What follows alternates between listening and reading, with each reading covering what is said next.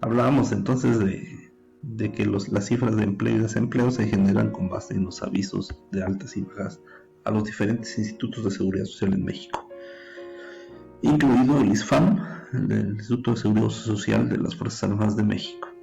La inflación la pueden ver en pantalla, 2.83%, realmente es baja. El dato que preocupa es la informalidad. 26.9% de la población económicamente activa de este país trabaja en la informalidad, es decir, sin prestaciones laborales en su mayoría y fuera del marco tributario, es decir, no aportan directamente, aunque indirectamente sí podrían hacerlo, o si lo hacen, más bien dicho. Aún así, nuestro país es la 15ª economía del mundo. En algún momento llegó a ser 8ª economía del mundo, es cierto, pero la 15 no está mal, ¿no? Por eso formamos parte del G20, de las 20 principales economías, por el tamaño del Producto Interno Bruto, el tamaño de lo que se produce y genera en este país. No tiene que ver con la calidad de vida de sus habitantes. Ese es otro tema muy, muy diferente. ¿Por qué presento estos datos? Porque obviamente todo esto es un reflejo de la política económica del país. La política económica de un país se compone de la política monetaria y de la política fiscal. La política fiscal tiene que ver con el marco normativo legal, el marco tributario, que es el que estudia el derecho fiscal, y la aplicación de estas normas y los procedimientos administrativos de las autoridades para asegurar la correcta recaudación.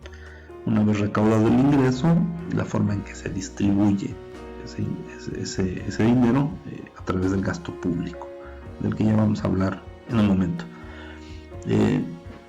Por eso es importante conocer estos datos. Yo les pregunto a ustedes, como primera tarea para el día martes, me la pueden hacer llegar por correo electrónico o vía WhatsApp en fotografía. ¿Cómo creen que es la situación? Esta diapositiva tal vez tenga respuestas un poco diferentes a lo que habíamos pensado originalmente. ¿Por qué lo menciono? Porque obviamente este 2020 ha sido muy malo desde el punto de vista económico. Traemos una contracción en el Producto Interno Bruto, que nos hablan de una crisis económica que ya estamos viviendo, que incluso comenzó antes de la contingencia sanitaria por todo este tema del coronavirus. Es decir, ya traíamos problemas económicos. Esto se agudiza con obviamente las restricciones de esta contingencia, que pues obviamente implican que la actividad económica se detenga parcialmente, o mejor dicho, casi en su totalidad. Eso impacta negativamente. Y el otro tema importante también a reconocer es el tema del petróleo. Ustedes saben que México es un país que obtiene ingresos petroleros, ya no es un país dependiente del petróleo, eso también hay que mencionarlo. Ya no es el México de los 80s, o de aquella gran crisis de 1982 que seguramente conocieron en alguna materia de economía, cuando la economía estaba petrolizada totalmente y vino la caída de precios de 1982 que llevó a una contracción del PIB tremenda. Pues bueno, esa contracción puede estar muy cercana a lo que suceda en este año 2020. Este trimestre es determinante para conocer el resto del año. Lo cierto es que la baja en los precios del petróleo pues trae un problema en México, ¿no? Porque si bien es cierto, si adquieren coberturas, que es una especie de seguro, las coberturas no son por el 100% de la producción petrolera. Ese es el problema. Entonces es un ingreso que México deja de obtener y eso deja un hueco financiero tremendo para nuestro país, aparte de todo lo que está teniendo que erogar en este momento en cuestiones de salud. Por lo tanto, quizás la situación actual, ahí tienen varias opciones en la diapositiva, pero bueno, alguien podría pensar que la situación no es tan mala, que es regular o incluso buena, y sería su punto de vista, ¿vale? Muy respetable, pero que nos compartieran en su tareita. La tareita del día martes la pueden hacer en su libreta contestando las preguntas Y sobre todo por qué, ¿no? Si yo digo considero buena la situación, ¿por qué la considero de esa forma? Pues bien, esta es la otra respuesta que tendrá que contestar. Si en sus manos estuviera, ¿qué cambiarían de estos tres entornos que constituyen un triángulo fundamental en todos los países? Lo que sucede en uno tiene repercusiones en los otros dos y viceversa. Así es que si en sus manos estuviera, ¿qué cambiarían en el aspecto económico, político, social de nuestro país? Obviamente con miras a mejorar la calidad de vida de nuestros ciudadanos. Como referencia les presento ahí algunas empresas mexicanas. Bueno, FEMSA hay que entrecomillarla, y Grupo Modelo pues también sabemos que vendió gran parte de su capital a una empresa extranjera. Pero tenemos una empresa como Mave muy sobresaliente, que son las empresas que se incluyen en la lista de las 100 empresas más influyentes en el mundo de la revista Forbes. Así es que es importante mencionarlas. Algo hacen bien este tipo de empresas, algunas con mayores problemas y algunas otras con mejores expectativas que otras. Mave es la que tiene mejores expectativas. Gruma enfrenta muchos problemas actualmente. Su mercado además es un poco reducido.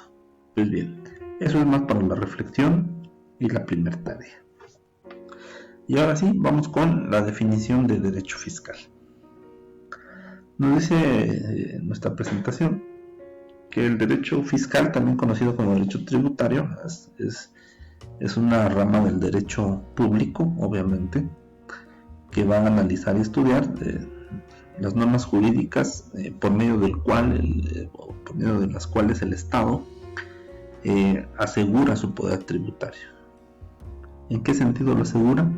Pues se asegura que va a obtener ingresos que le ayudarán a sufragar el gasto público. El objetivo del gasto público es que mejorar las condiciones de vida de su población. Los ingresos, por su parte, se establecen en una ley que ustedes conocen, que es la Ley de Ingresos. En este caso estamos hablando federal, ¿verdad? La Ley de Ingresos de la Federación, y a su vez el gasto público en la Ley de Egresos de la Federación. El gasto público tiene que ver con todas aquellas erogaciones hechas por el gobierno en diferentes áreas, ¿verdad? En salud, en seguridad, en caminos, en educación, en comunicaciones. Obviamente son recursos que provienen del erario público, por lo tanto su ejecución pues tiene que estar considerada en un presupuesto que viene de la Ley de Egresos. Todo esto pasa por el Poder Legislativo en su aprobación, a más tardar en el mes de diciembre. Es un estira y afloje constante en negociaciones políticas para poder autorizar un presupuesto de esta magnitud. Estamos hablando de billones de pesos.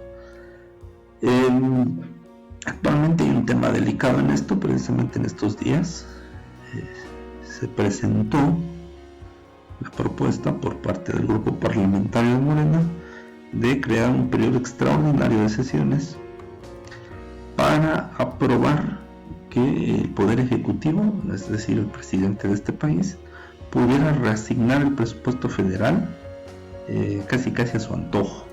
Esto con la justificación de que la emergencia sanitaria hace necesario ello. Afortunadamente se han expresado la mayoría de los senadores de oposición en el sentido negativo de votar en contra de tener este periodo extraordinario, porque si bien enfrentamos una contingencia, tampoco hay una situación tan extrema que nos lleve a este tipo de situaciones para hacer más fácil la cuestión administrativa de la reasignación de dinero, ¿verdad? Entonces, pues bueno, es una buena noticia. Era peligroso eso, era concentrar demasiado poder en el Ejecutivo, con las consecuencias que ello pueda traer. Cabe aclarar que todas las visiones políticas son aceptadas en esta materia. Cada quien es libre de pensar y decidir sus inclinaciones políticas correspondientes, ¿no? Podemos estar o no de acuerdo, pero todo es muy respetable. Entonces, ahí tenemos la definición del derecho fiscal. Puede ser definición de examen, así es que la debemos tener presente. No necesariamente se la tienen que aprender de memoria, pero sí mencionar los elementos que estructuran esta definición. Así es que nuestro derecho fiscal se basa pues, obviamente en las leyes. Las leyes, como ustedes saben, pues tienen que pasar por un proceso legislativo que puede tener variantes, es decir, de dónde surge la iniciativa, si la envía al Ejecutivo, si la envía a alguna de las cámaras del Congreso, la Cámara Baja, Alta. Ustedes conocen mejor que nadie el proceso legislativo que debe seguir una iniciativa para convertirse en ley. Acá se trata de dinero y de mucho dinero, por lo tanto requiere mucha negociación política. Recuerda cuando decíamos del entorno económico, social y político, están relacionados, obviamente. Pero todo lo contemplado en estas leyes, tanto de ingresos como de egresos, pues como cualquier ley, se tiene que respetar como tal. Y si bien puede ser modificada, pues solamente tiene que pasar por otro proceso también correspondiente, ¿no? Como complemento, échenle un ojito a la ley de ingresos de la Federación de este año, del ejercicio fiscal 2020, y vayan al rubro de impuestos y me comentan en la clase de mañana cuál es el impuesto más importante por lo que recauda en este país. Es decir, qué impuesto federal recauda más dinero en nuestro país. Y de ahí analizaremos por qué precisamente la informalidad le hace tanto daño a nuestra economía. Pues bueno, el fundamento legal de la relación tributaria se establece en el artículo 31 de la Constitución Política de los Estados Unidos Mexicanos, fracción cuarta. Es la última fracción de ese artículo. Como ustedes conocen ese artículo, el encabezado del artículo es las obligaciones de los mexicanos. Nos habla de proporcionar a los hijos educación gratuita, laica. Es obligación de los padres proporcionar esta educación a sus hijos o llevarlos pues a las instituciones donde recibirán la instrucción educativa correspondiente. La prestación del servicio militar nacional para los caballeros de manera obligatoria y voluntaria para las mujeres, enlistarse en la Guardia Nacional, que va conjunto, y la cuarta, contribuir al gasto público de la Federación, entidades federativas, la Ciudad de México y los municipios, que de manera proporcional y equitativa establezcan las leyes.